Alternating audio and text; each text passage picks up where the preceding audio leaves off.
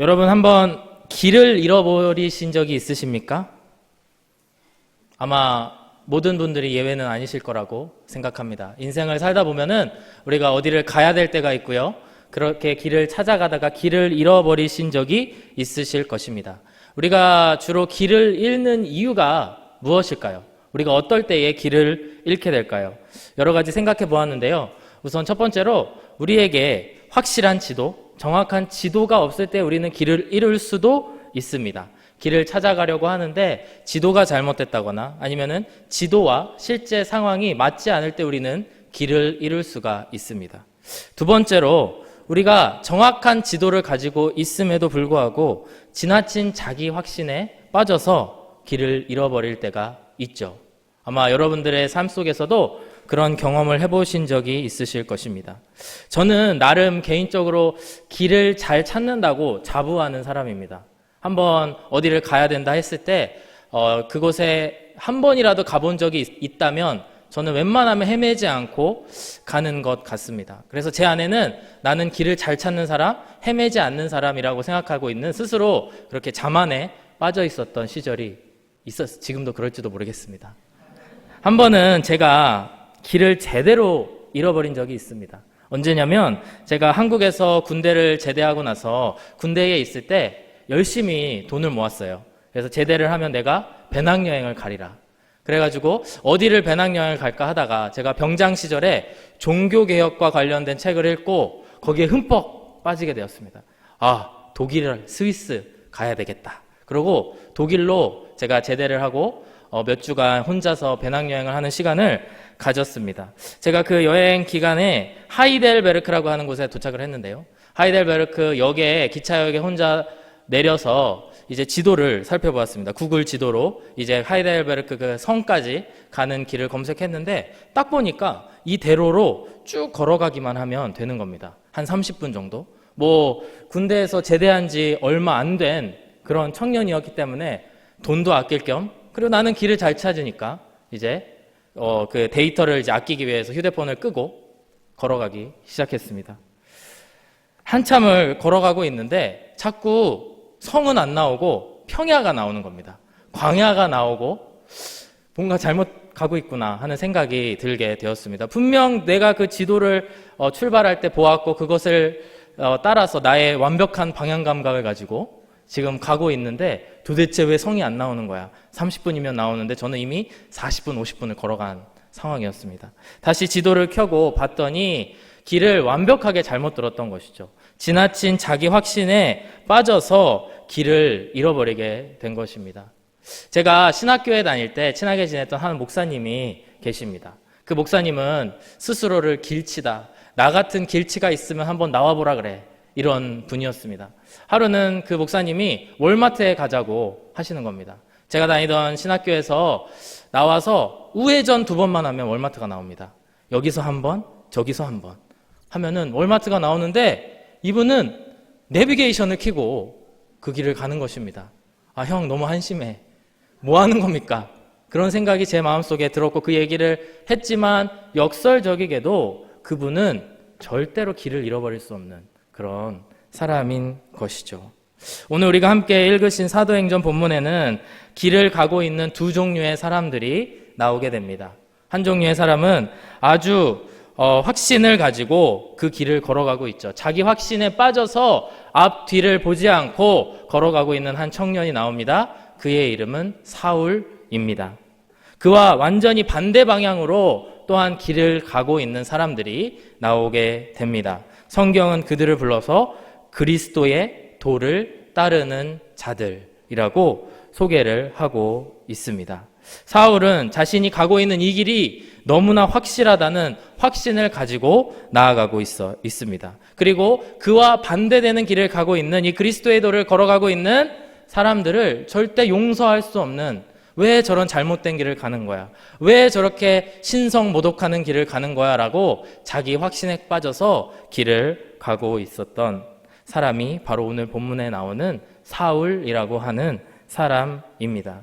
오늘의 본문을 잘 아실 것이라고 생각합니다. 굉장히 유명한 사울이 예수님을 만나고 회개하고 돌아와서 구원받는 회심하는 말씀인데요. 이 말씀을 보게 되면 이제 하나님께서 사울을 부르십니다. 눈에 아무것도 보이지 않아서 자기가 가고 있었던 그 길을 앞뒤 가리지 않고 달려가고 있었던 그 사울을 멈추게 하신 분이 바로 그리스도 예수님이라는 것입니다. 오늘의 말씀을 통해서 우리가 함께 우리들의 삶을 다시 한번 돌아보는 그런 시간이 되었으면 좋겠습니다. 예수님을 만나기 전, 회심하기 이전의 사울의 모습을 함께 살펴보고요. 또한 그 예수님을 만나는 그 순간에 사울이 했던 행동, 그리고 예수님께서 어떻게 사울을 부르고 계시는지를 함께 말씀으로 묵상하는 가운데에 오늘 내가 자기 확신이라고 하는 좁은 틀 안에 갇혀 있더라면, 혹시 내가 잘못된 길로는 가고 있지 않는가 함께 돌아보시고 은혜 받으시는 이 시간이 되었으면 좋겠습니다. 오늘 본문의 말씀을 통해서 우리가 몇 가지 교훈을 얻을 수가 있습니다. 첫 번째는 바로 우리 모두가 본래 예수님과는 반대의 길로 가는 존재임을 우리는 기억을 해야 됩니다. 오늘 제가 사울을 묘사하면서 자기 확신에 빠져서 자기가 가고 있는 길이 옳은 길인지 아닌지도 알지 못하는 사람이라고 말씀을 드렸습니다. 그는 어떤 모습으로 그 길을 가고 있었을까요? 오늘 본문 1절의 말씀을 보시면은 그가 대제사장에게로 나아가고 있습니다. 사울이 주의 제자들에 대하여 여전히 위협과 살기가 등등하여 대제사장에게 가서 2절의 말씀을 보시면 그가 다메섹 여러 회당에 가져갈 공문을 청하니 이는 만일 그 도를 따르는 사람을 만나면 남녀를 막론하고 결박하여 예루살렘으로 잡아오려 함이라. 사울은 그거에 이제 예수님을 믿는 사람들을 잡는 일에 소명감을 느꼈던, 그거에 불타올랐던 사람이라고 오늘 말씀은 이야기하고 있습니다. 1절의 말씀을 다시 보시면요, 그가 여전히 위협과 살기가 등등하여 대제사장에게 나아갔다. 대제사장에게 왜 나아가고 있냐면요, 다메섹이라고 하는 도시에 모여있는 예수님의 제자들을 잡아서 감옥에 넣기 위해서, 그들을 핍박하기 위한 그 허락을 받기 위해서 대제사장에게 나아가고 있습니다. 근데 그가 여전히 위협과 살기가 등등하다라고 말씀하고 있습니다. 여전이라고 하는 표현은 여러분 어떤 표현입니까? 그가 앞서서 나온 그의 모습들, 7장과 8장에는 이제 사울에 대한 첫 그런 묘사들이 나오게 되는데요. 9장에 와서도 그는 여전히 변치 않는 그런 모습들을 가지고 있었다. 변함없는 모습들로 그가 살아가고 있음을 강조하고 있습니다.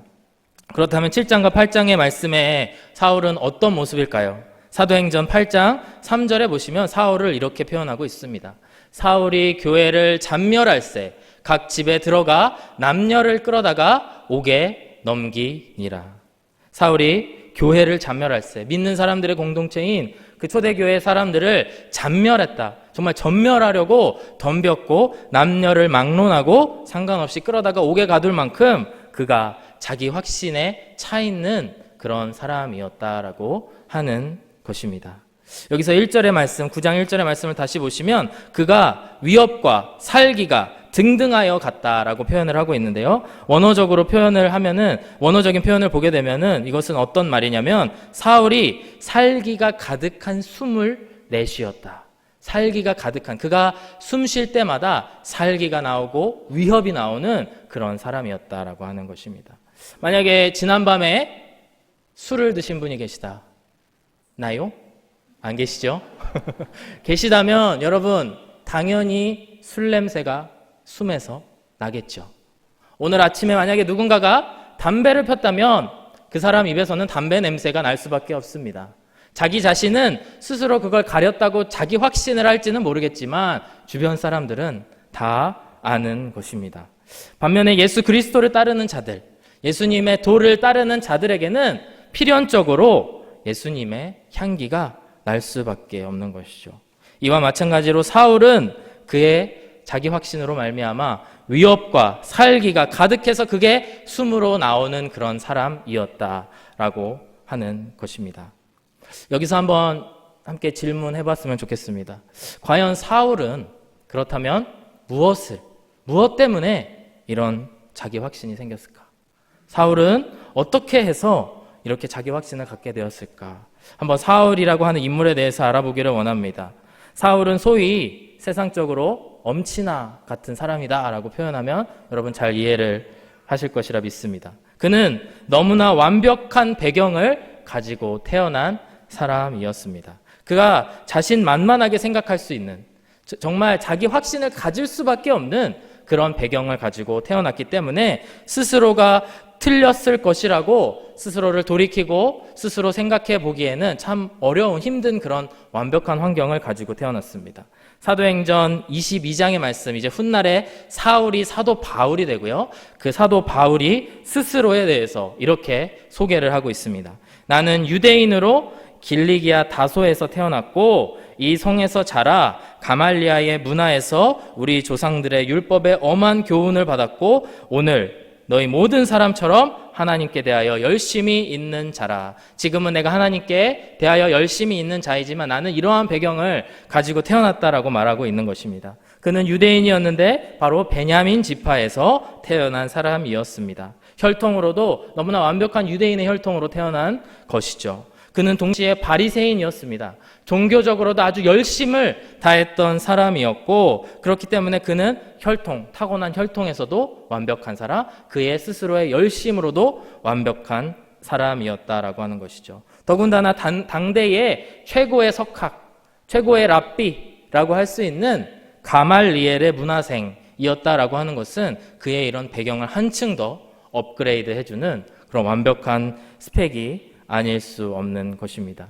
그는 혈통뿐만이 아니었습니다. 유대인의 혈통뿐만 아니고 그는 스스로를 길리기아 다소에서 태어나서 자랐다라고 말을 하고 있는데요. 다소라고 하는 것은 그 당시에 로마 제국에서 아주 교육으로 유명했던 그런 도시라고 합니다. 그는 그곳에서 로마인으로 태어나 유대인이지만 로마 시민권자로 태어나게 돼서 정말 그 어느 것 하나 부족하지 않은 사람이었다라고 하는 것이죠. 그는 자기 확신에 차서 살아갈 수밖에 없는, 자기가 생각하는 것이 너무나 옳다고 할 수밖에 없고 또 그가 배운 것 중에서 자기의 확신을 가질 수밖에 없는 그런 사람으로서 그의 길을 당당히 걸어가고 있었던 것입니다.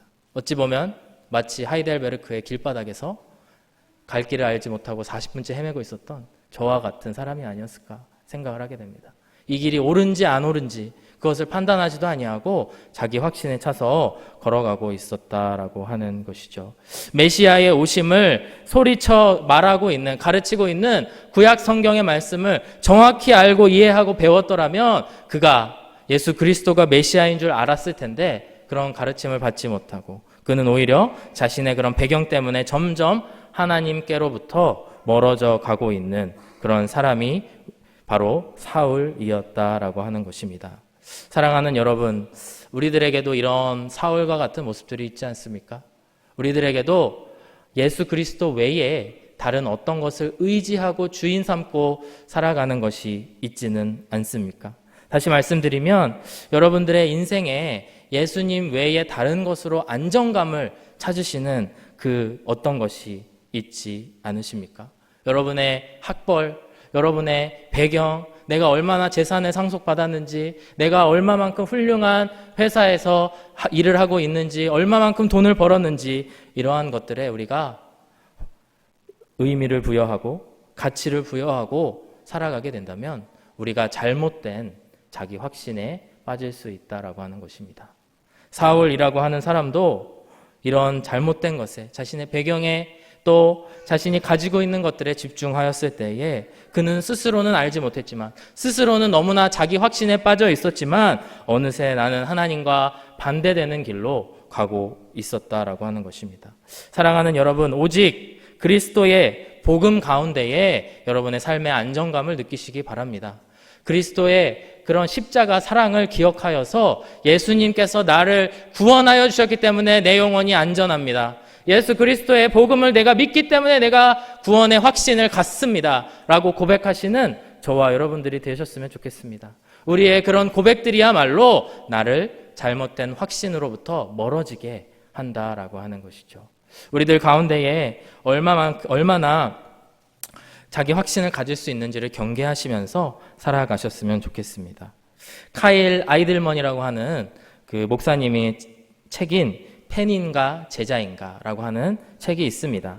이 책은 독자들에게 스스로에게 한 가지의 질문을 던져보라고 제안을 합니다. 그 질문은 바로 당신은 예수님의 제자입니까? 라는 질문을 스스로에게 하라는 것입니다. 저자는 이렇게 말합니다. 이 질문을 수없이 많은 사람들에게 던졌다는 겁니다. 수없이 많은 사람들에게 던졌는데 놀랍게도 대부분의 사람이 네, 나는 예수님의 제자입니다 라고 고백을 한다는 것이죠.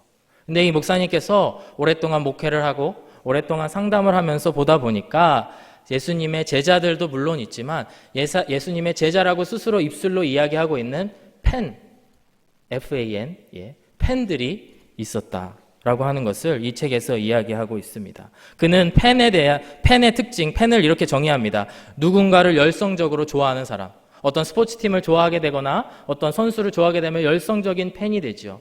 그거는 그 사람을 열성적으로 좋아한다라고 하는 것입니다. 그러나 이 목사님이 이 책을 통해서 이야기하고 있는 것은 우리는 절대로 예수님을 좋아하기만 하는 그런 팬이 되어서는 안 된다. 예수님의 제자가 된다라고 하는 것은 나의 모든 삶의 모든 것을 내려놓고 나의 삶을 변화되기를 고백하고 다짐해야 된다라고 이야기합니다. 사랑하는 여러분, 우리 모두는 구원을 받아야 되는 그런 존재들입니다. 우리 스스로가 나아가고 있는 길은 필연적으로 어쩔 수 없이 자기 확신에 차서 잘못된 길로 갈 수밖에 없음을 이 시간 꼭 기억하시기를 바랍니다. 그리고 우리가 구원받기 위해서는 외부의 강력한 어떤 힘으로 우리를 수렁에서 건져주셔야 되는데 바로 그것을 하실 수 있는 분은 오직 예수 그리스도이심을 기억하시기를 바랍니다. 오늘 이 자리에 만약에 내가 잘못된 길로 걸어가고 있다는 것을 조금만이라도 돌이키신다면, 그리고 그 가능성에 대해서 인정하신다면 우리들의 삶이 변화될 줄로 믿습니다. 우리가 조금씩 겸손의 자리, 또 회개의 자리, 회심의 자리로 나아가게 될 줄로 믿습니다. 오늘도 우리 가운데 살아 역사하시는 하나님을 의지하시고 또 우리가 잘못된 길로 가더라도 우리를 돌이켜 세워주실 예수님만을 믿고 나아가시는 저와 여러분들이 되어주시기를 주의 이름으로 축복합니다. 두 번째로 우리는 오늘 본문을 통해서 무엇을 알 수 있냐면요, 예수님께서는 우리 반대로 걸어가던 우리를 부르셨다라고 하는 것을 우리가 기억을 해야 됩니다. 오늘 본문에는 두 길을 가고 있는 서로 다른 사람들이 있다고 이야기했습니다. 하나는 사울이고 하나는 그리스도인입니다. 그들은 정반대의 길을 걸어가고 있습니다. 사울의 경우 정말 거칠 것이 없이 걸어가고 있었죠. 마치 길이라고 하는 것은 이 평면적인 개념인데요. 마치 하얀 도화지로 우리가 상상을 한다면 앞뒤 좌우 가리지 않고 그 도화지 위에서 자기가 가고 싶은 대로 아주 열심히 다녔던, 확신하며 다녔던 사람이 바로 사울이었습니다. 그런데 우리 모두는 알고 있습니다. 우리의 인생이 그렇게 단순하지 않다라고 하는 것을. 앞뒤 좌우만 있는 것이 아니라는 것이죠. 오늘 본문의 말씀을 보시면은 사울이 그의 인생에 처음으로 멈춰지게 되는 사건을 경험을 하게 됩니다. 그의 어떠한 배경, 그가 의지하였던 것 어떤 것도 아무 소용이 없어지는 바로 그런 순간을 만나게 되는데 그것이 바로 예수님을 만나는 순간입니다. 우리 다 함께 3절의 말씀을 함께 읽어보실까요? 3절의 말씀 함께 읽어보겠습니다. 시작. 사울이 길을 가다가 다메섹에 가까이 이르더니 호련히 하늘로부터 빛이 그를 둘러 비추는지라. 호련히 하늘로부터 빛이 그를 둘러 비추는지라. 이것이 무엇을 의미하고 있을까요? 우리는 이 본문의 말씀이 익숙한 분들이 많기 때문에 이 본문의 말씀을 보면 저 빛은 예수님이야 라고 알고 있습니다. 그런데 19세기와 20세기의 여러 신학자들은 이 말씀을 굉장히 우스꽝스럽게 깎아내리려고 했던 그런 신학자들의 책들, 또 그런 얘기들을 소개받게 되었습니다. 19세기의 한 신학자는 사울이 경험한 것, 사울이 길을 가다가 갑자기 빛이 호련히 그를 비추는 모습, 그것이 그가 아마도 일사병에 걸렸을 것이다 라고 이야기합니다. 여러분, 일사병에 걸려보신 적이 있으신가요? 저는 고등학교 때 축구를 너무 좋아해서 고등학교 때 점심에 밥을 먹지 않고 축구를 했습니다.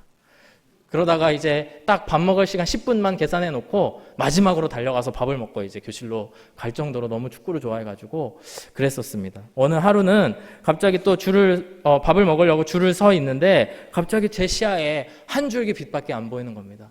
한 줄기 빛이 이렇게 보이는데 갑자기 제 친구가 제 뺨을 이렇게 치면서 야, 너 왜 이렇게 휘청거려? 이러는 겁니다. 저도 모르게 일사병에 걸려서 이렇게 휘청휘청 거리고 있었던 거죠. 저는 풀썩 주저앉게 되었고 제 친구가 이제 물을 이렇게 떠와서 제 얼굴에 부었을 때에 이제 정신이 돌아오게 되었습니다. 여러분, 사울이 경험한 것이 이런 일사병이겠습니까? 그것을 오늘 본문은 이야기하고 있는 것일까요? 20세기에 와서는 심리학이 또 발달을 하면서 심리학적인 접근을 통해서 또 이 말씀을 곡해하려고 하고 있었던 사람들이 있습니다. 사울에게 일어난 이 사건이, 사울이 본 환상이 마치 정신적인 어떤 환각일 것이다 라고 이야기하는 사람들도 있습니다. 그런데 여러분, 이 말씀이 그런 말씀을 하고 있는 것이 아니라는 것을 여러분 너무나 잘 알고 계실 것입니다.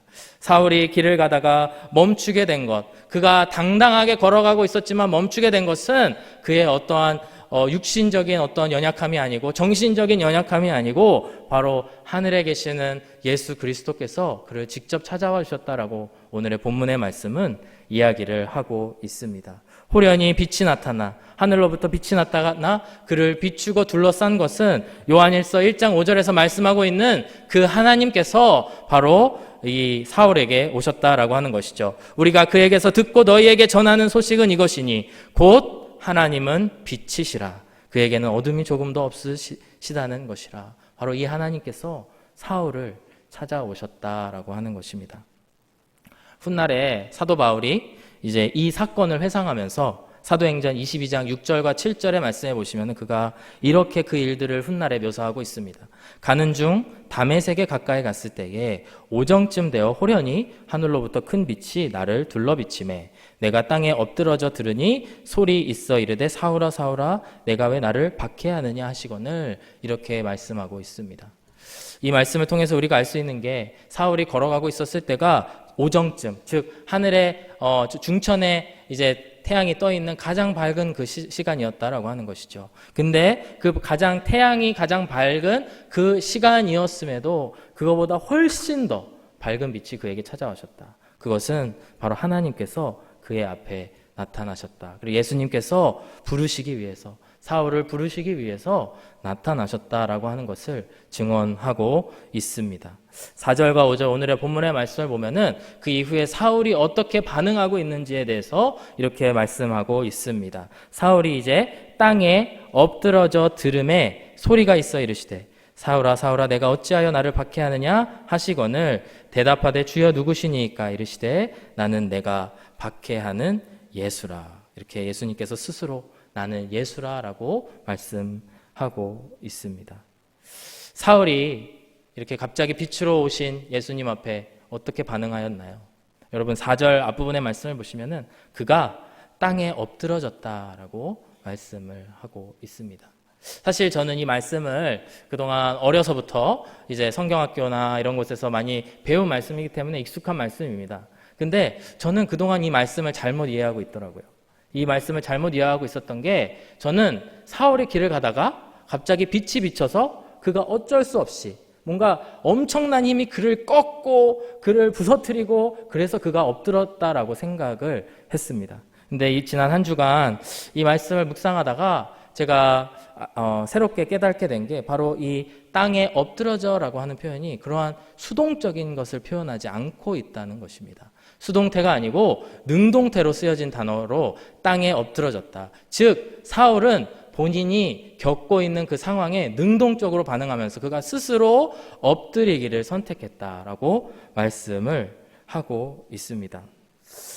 제가 이전에 신학교에 다닐 때에 이제 미국 교회를 몇 년 동안 섬긴 적이 있습니다. 그곳에서 신앙생활을 하면서 또 새로운 많은 사역적인 경험들도 하게 되었고 또 많은 새로운 형제자매님들도 많이 만나게 되었는데요. 그 당시 이제 제가 학생으로서 그 교회를 다니고 있을 때 20대 후반 정도의 나이였습니다. 그리고 제가 소개하려고 하는 한 자매님이 있는데요. 저보다 약간 나이가 많아서 한 30 정도 되는 자매님이 저와 함께 같은 소그룹에서 우리로 치면 목장에서 함께 신앙생활을 몇 년 동안 함께한 자매님이 있었습니다. 그녀는 젊은 나이임에도 불구하고 이미 초등학교 저학년 정도 된 2명의 아이를 데리고 사는 싱글 맘이었습니다. 근데 처음 만났을 때부터 약간 저로 하여금 약간 궁금하게 한 것이 뭐냐면 바로 그 두 자녀의 피부색이 다르더라고요. 첫 번째 자녀는 흑인 같은 얼굴 피부 색깔을 갖고 있고, 또 둘째 되는 자녀는 하얀색 피부를 가지고 있는 그런 아이였습니다. 그래서 저 자매님이 아마도 어떤 스토리가 있겠구나, 어떠한 어려움을 겪었겠구나라고 하는 생각이 들었습니다. 그리고 그 두 아이와도 저도 이제 친해지고, 이제 그 자매님과도 많이 이제 가까워져서 그녀의 이야기를 들을 수가 있었습니다. 그녀는 고등학교를 졸업하고 이제 해군에 자원 입대를 하게 됩니다. 어려서부터 요리하는 걸 좋아해가지고 이제 취사병으로 이제 그 특기를 선택하여서 일을 하는데, 사실 군대가 힘들 법도 하지만 너무 그게 적성에 잘 맞았다는 거예요. 요리하는 거 좋아하고 또 군대 문화도 나쁘지 않았다, 이렇게 이야기를 합니다. 어느 날 이제 해군이기 때문에 해변을 걸어가고 있는데 갑자기 덩치 큰 한 흑인 남성이 와서 그녀에게 정말 해서는 안 될 짓을 하게 된 것입니다. 불행인지 다행인지 그 한 번의 사건을 통해서 바로 임신이 되어지게 되어서 그 첫 아이를 갖게 되었다. 주변에 수없이 많은 사람들이 낙태를 권유했지만 하나님을 믿는 사람으로서 그럴 수 없었다라고 스스로 이야기하는 것을 들을 수 있었습니다. 이제 그 남자는, 그 범인은 이제 재판을 받아서 감옥에 가게 되고, 이제 그 자매님은 군대에서 제대할 수밖에 없는 그런 상황을 맞이해서 홀로 그 아이를 키우게 되었다라고 이야기합니다. 혼자서 일도 하고 또 아이를 키우는 일이 너무나 힘들어서 누구든지 의지하고 싶은 그런 마음이 있었다라고 했습니다. 그래서 그러다가 이제 한 남자를 이제 만나게 되는데, 정말 하나님이고 뭐고 상관없이 다 집어치우고 그 남자에게 모든 것을 맡겼다라고 합니다. 그래서 그 남자와 동거를 시작하게 되었고, 그러다가 이제 그 둘째 아이를 갖게 되었다라고 합니다. 둘째 아이의 임신 소식을 전하자 너무나 우리가 막장 드라마 같은 데서 잘 들어본 스토리죠. 그 남자가 떠나버리게 되었다라고 하는 것입니다. 졸지에 두 아이를, 그것도 피부색이 다른 두 아이를 데리고 살아갈 수밖에 없는 20대의 여성이 되어버린 것이죠. 그녀는 저에게 이제 자신의 이야기를 하면서 자신의 하루하루가 너무 전쟁 같은, 정말 이 두 아이만 아니었으면 내가 정말 이 세상에 살고 싶지 않았다라고 말을 하고, 자포자기의 인생, 정말 하나님은 생각하지도 않는 그런 인생이 되었다라고 스스로 고백하는 것을 듣게 되었습니다. 그런데 그러던 어느 날, 이제 토요일이 되어서 이제 일을 가지 않는 날 두 아이를 차에 태우고 이제 장을 보기 위해서 이제 운전을 해서 가고 있었다라고 합니다. 그런데 유독 그날 이제 운전을 하면서 걸어가는데 길가에 있는 사인판이 자기에게 말을 거는 것 같거든. 자꾸 눈에 그 사인판만 보이고, 사인판이 음성으로 들리는 것 같고, 그 사인은 어떻게 쓰여져 있었냐면요, 무슨 교회 주일 오전 9시 반 11시 예배가 있습니다. 당신을 환영합니다. 이 말이 가는 곳곳마다 보였다라고 합니다. 그 말씀을 이제 받아들이고 싶지 않아서, 내가 이제 와서 무슨 교회야, 내가 가서 할 말도 없고, 내가 가서 뭐 내 얘기를 어떻게 해, 이 비참한 얘기를 어떻게 해 하면서 자꾸 거부했다고 합니다. 근데 그녀가 이야기하기를 가는 곳곳마다 그 교회의 사인판이 이 자매님을 가만히 내버려 두지 않았답니다. 가는 곳곳마다 그것을 보게 되었고, 그래서 너무 가기 싫고 이건 아닌데 라고 하는 생각이 들었는데, 그래서 순종하여서 그 다음날 용기를 내어서 교회로 돌아가게 되었고, 그것이 첫 출발점이 되어서 하나님 품에 안기게 되었다라고 이 자매님은 저에게 이야기해 준 것이 기억이 나게 됩니다. 혹시 여러분 가운데에 저런 얘기 어디서 들어봤는데 이런 생각이 드신 분들이 계십니까? 목사님 어디서 얘기 따와놓고 아는 사람 얘기라고 하는 거 아니야? 이렇게 이야기하시는 거 생각하시는 분 안 계시겠죠? 저의 진정성을 의심하지 말아주시기 바랍니다. 정말 제가 아는 친구입니다. 그런데요, 저도 이 말씀을 준비하면서 스토리가 너무 진부한데, 이 자매의 이야기가 어딘가에서 나도 들어본 것 같은데 라는 생각이 들었습니다. 왜 그럴까요, 여러분? 왜 그럴까를 고민해 보니까 그 해답이 저에게 하나님께서 주시는 마음이, 그만큼 우리 하나님께서는 끊임없이 여러 사람들을 부르고 돌아오시기를 초대하고 계시다라고 하는 것입니다. 방금 그 자매님에 대해서 이야기를 했지만 마음 같아서는 저는 저의 이야기를 하고 싶습니다. 그런데 저의 이야기는 이 자매님만큼 극적이지가 않습니다. 그래서 설교 시간에 이야기를 하면 아마 뻔한 얘기 하시네 이러실 수도 있기 때문에 저는 저의 이야기를 꺼내지는 않았지만 여러분 앞에 확실하게 드릴 수 있는 것이 저도 예수님을 만났을 때 이와 비슷한 이야기를 경험을 하게 되었고 그 이야기가 저 개인에게는 너무나 소중한 이야기입니다. 그 누가 뭐라 그래도 예수님을 처음 만난 이 말씀이 그 순간의 경험이 저에게는 누구와도 바꿀 수 없는 귀한 것이라고 하는 것입니다. 사랑하는 여러분, 이렇게 한번 생각해 보시면 어떨까요? 사울은 하나님께서 그를 찾아오셨다라고 하는 것을 느꼈습니다. 빛으로, 그리고 하나님의 음성으로 사울아 사울아 부르시는 그 상황 가운데에서 그가 어떻게 반응을 했습니까? 아까 말씀드렸다시피 그는 바로 땅에 엎드려서 능동적으로 그것에 반응하였습니다. 때로는 우리가 하나님의 부르심을 느끼면서도 하나님이 나를 부르고 계시다라는 것을 알면서도 무시할 때가 있죠. 나의 체면, 나의 환경, 나의 여러 가지 상황들 때문에. 그러나 제가 소개한 이 자매님의 이야기처럼 하나님께서 끊임없이 여러분을 지금 부르고 계시다면 그 말씀에 지금 당장 순종하시기를 주의 이름으로 축복합니다. 그것이 정반대의 길, 예수 그리스도와는 정반대의 길을 가고 있었던 우리들에게 주시는 하나님의 은혜인 줄로 믿습니다. 하나님께서는 오늘도 저와 여러분들을 구원하시기 위해서, 저와 여러분들을 살리시기 위해서 지금도 일하고 계시는 줄로 믿습니다. 그 하나님께서 저의 음성을 통해서, 그리고 목장 식구들의 음성을 통해서, 그리고 그 어떤 사인판과 같은 말도 안 되는 물건들을 통해서 우리들에게 끊임없이 말씀하시고 부르고 계시는 줄로 믿으시기 바랍니다. 그러한 하나님께 순종하시면서 나아가실 때에 우리의 인생이 변화될 줄로 믿습니다. 우리의 인생이 하나님을 향하여 질 줄로 믿습니다. 그 믿음을 가지고 살아가시는 저와 여러분들 모든 하누리교회 성도님들이 되어지시기를 주의 이름으로 축복합니다. 마지막 세 번째로 우리가 오늘의 본문의 말씀을 통해서 알 수 있는 것이 무엇이냐면요, 하나님께서는 땅에 엎드려진 우리를 일으켜 세우실 하나님의 계획이 있으심을 우리가 기억을 해야 합니다.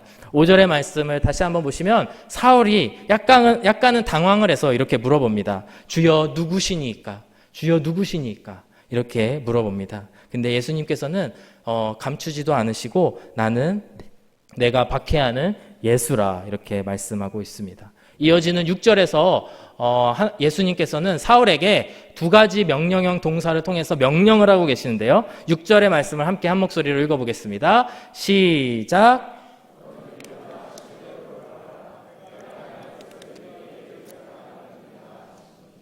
아멘. 6절의 말씀을 보시면은 두 개의 명령을 예수님께서는 사울에게 하고 계십니다. 첫 번째는 일어나라. 엎드려져 있는 사울아 일어나라 라고 말씀을 하고 계시고요. 두 번째로 시내로 들어가라. 시내로 들어가게 되면 그 다음 스텝을 어떻게 해야 될지를 알려줄 사람을 만나게 해주리라. 이렇게 6절의 말씀은 이야기를 하고 있습니다. 사실 6절의 말씀이야말로 매우 중요한 말씀인데요. 예수님께서 음성으로 사울에게 말씀하고 계시는 바로 그 핵심이라고 할 수가 있습니다. 그런데 이 6절의 말씀을 우리가 깊이 묵상을 하게 되면요, 하나님께서 어떤 방법으로 우리의 인생 가운데에 역사하시고 일하시는지를 우리가 알 수가 있습니다. 하나님께서는 우리에게 매우 디테일한 디렉션을 주십니다. 일어나서 시내로 가라. 사울이 그런 질문을 하진 않았겠죠? 어느 시내요? 당연히 다메섹의 시내입니다.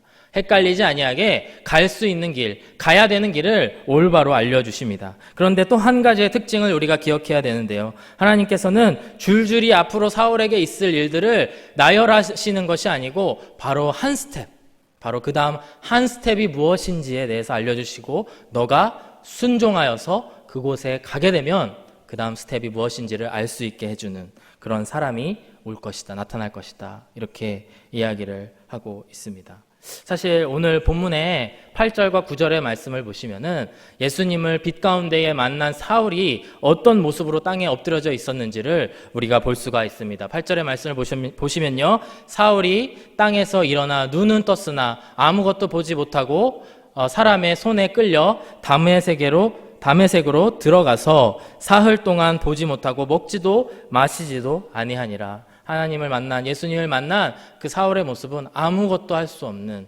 그런 모습이었던 것이죠. 최소 사흘 동안은 그런 모습으로 있었던 것입니다. 그러한 사울에게 만약에 하나님께서 줄줄이 너가 이제 아나니아를 만나게 될 것이고, 그 다음에 어디에 가서 어떻게 너가 이런 훈련을 받을 것이고, 그 다음에 너를 어떻게 할 거고 이렇게 얘기한다고 해서 사울이 사실 그 모든 것을 감당할 수 있을 리가 없습니다. 하나님께서는 사울을 너무나 잘 아시고 사울의 현재의 상태를 너무나 잘 아셔서 사울이 감당할 수 있을 만큼만 허락을 해주고 있는 모습을 오늘의 말씀을 통해서 이야기하고 있습니다. 우리가 때로는 하나님을 의심하고 싶을 때, 하나님 왜 나한테 일을 안 하세요? 나한테 좀 더 알려주시죠. 나한테 더 디테일하게 더 많이 알려주셨으면 좋겠습니다. 이렇게 이야기할 때도 있지만 우리의 그런 태도는 사실 우리를 완벽하게 이끌어주시는 하나님에 대한 불신앙으로부터 오는 줄로 믿습니다. 우리가 하나님을 신뢰하지 못할 때, 하나님께서 밟으라고 하는 한 걸음을 떼지는 아니하면서 끝없이 하나님을 의심하고 있지는 않은가, 오늘 한번 돌아보는 시간을 가졌으면 좋겠습니다. 하나님께서 사울에게 시시콜콜이 말씀을 안 하시는 게 결코 하나님께서 사울을 향한 계획이 없어서가 아닙니다. 이미 하나님께서는 사울을 바울로 바꾸시고 사도 바울을 통해서 행하실 수많은 계획들을 세워놓으셨지만 사울이 감당할 수 있을 만큼만 허락을 하고 계시다라고 하는 것이죠. 9장 15절의 말씀, 오늘의 본문은 아니지만 이제 9장 이후의 말씀을 보시면요, 이제 아나니아를 찾아가셔서 하나님께서는 이렇게 말씀하십니다. 하나님께서는 앞선 그 구절들에서 아나니아라고 하는 사람을 찾아가서 이제 아나니아로 하여금 사울을 찾아가라고 말씀을 하십니다. 아나니아가 화들짝 놀라서 그 사람이 우리를 박해하는 사람인데 제가 어떻게 그 사람을 찾아갑니까? 라고 이야기를 하자 9장 15절의 말씀에 이렇게 이야기합니다. 주께서 이르시되 가라, 이 사람 즉 사울입니다. 이 사람은 내 이름을 이방인과 임금들과 이스라엘 자손들에게 전하기 위하여 택한 나의 그릇이라. 이미 하나님께서는 사도 바울로 하여금 하실 사역들, 그리고 그 사울을 택하셔서 그로 하여금 많은 사람들에게 예수님의 복음을 전하기 위해 이루어 놓으신 계획이 있다라고 하는 것을 아나니아에게 말씀하고 있는 것이죠. 사랑하는 여러분, 하나님께서 우리를 창조하셨음을 믿으십니까? 다시 한번 여쭤보겠습니다. 하나님께서 우리를 창조하셨다라고 하는 것을 믿으십니까? 그렇다면 그 하나님께서 우리를 향한 계획이 있다라고 하는 것을 믿으십니까? 우리가 비록 예수님을 만나기 전에는 반대의 길로 가고 있었을지라도 하나님께서는 우리를 구원하시기 위해 우리를 부르신 줄로 믿습니다. 그리고 그 하나님께서 나를 통하여, 부족하지만 나를 통하여 일하실 일들이 있음을 기억하시고 꼭 믿으시기를 바랍니다. 하나님의 계획은 완전하며 하나님의 이끄심, 하나님의 일하심이 가장 완벽한 줄로 믿습니다. 주일 오전에 이제 8시 15분과 이제 9시 45분에 우리 중보기도 모임이 있습니다. 중보기도 모임 중에 제가 이제 8시 팀을 인도를 하고 있는데요. 그 중에 이제 4번에 나눠서 우리가 함께 기도를 하게 되는데, 중요한 이제 기도 제목들 가운데 하나가 선교사님들을 위한 기도 제목입니다. 그래서 우리 교회가 기도로 그리고 물질로 후원하는 여러분의 선교사님들을 우리가 이렇게 그룹으로 나눠서 로테이션으로 해서 매주 기도를 하고 있는데요. 저는 선교사님들을 생각할 때마다 이런 기도가 계속 나오게 됩니다. 주님, 하나님께서 이 선교사님께서 만나야 할 사람을 꼭 만나게 해주십시오. 주님께서 보시기에 필요한 물질들을 채워 주십시오. 제 안에는 그런 기도들이 자꾸 샘솟더라고요. 왜 이런 기도를 하게 되었을까 생각했을 때 바로 제가 그 선교사님들의 상황들을 너무나 알지 못하기 때문입니다. 제가 아는 것은 그 선교사님의 이름과 사역하시는 나라, 심지어 제가 가보지도 못한 나라가 대부분입니다. 그리고 그분이 주신 기도 제목들 몇 줄, 그거밖에 내가 아는 게 없는데 내가 어떻게 하면 이분들을 위해서 기도할까 했을 때 주님께서 만나야 될 사람들을 만나게 하여 주시고 주님께서 필요한 물질들을 보시고 채워 주십시오. 이렇게 기도를 할 수밖에 없는 것이죠. 왜 그렇습니까? 제 안에 하나님의 일하심이 가장 완벽하며 그가 채워주실, 그가 공급하실 것이 가장 완벽함을 믿기 때문입니다. 사랑하는 여러분, 하나님이 우리의 인생 가운데에 계획을 가지고 계시며 그분이 우리들 한 걸음 한 걸음을 이끌고 계심을 반드시 믿으시길 바랍니다. 어떤 분들은 10대 때 예수님 만나서 영접해서 그의 인생을 드릴 때도 있고, 어떤 분들은 조금 늦게 50대, 60대 이후에 예수님을 만나는 경우들이 있습니다. 그와는 상관없이 하나님의 계획은 우리에게 동일하게 너무나 귀한 것인 줄로 믿습니다. 제가 앞서 소개해드린 그 두 아이의 엄마, 그 자매님처럼 하나님께서 부르실 때에 그 부르심에 응답하시며 또한 하나님의 계획이 완전함을 믿으면서 나아가시는 저와 여러분들이 되시기를 주의 이름으로 축복합니다. 사랑하는 여러분, 말씀을 마무리하면서 여러분들에게 한 가지 질문을 던지고 싶습니다. 여러분, 지금 가시는 길이 똑바로 가고 계시는 것 같습니까? 예수 그리스도의 도를 향하여 똑바로 가고 계십니까? 아니면은 사울과 같이 자기 확신에 빠져서 잘못된 길로 가고 계십니까? 이 아침에 주님께서 이 말씀을 통해서 우리에게 은혜 주시기를 원합니다.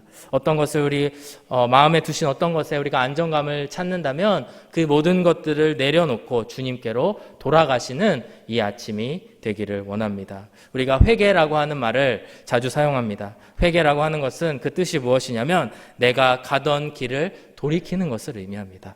회심이라고 하는 것은 나의 마음을 돌이키는 것을 의미합니다. 사랑하는 여러분, 오늘도 따뜻한 음성으로 그리고 가장 밝은 빛으로 우리를 비춰주시는 하나님의 음성에 반응하시고 회개하시고 돌아가시는 저와 여러분들이 되어지기를 주의 이름으로 축복합니다.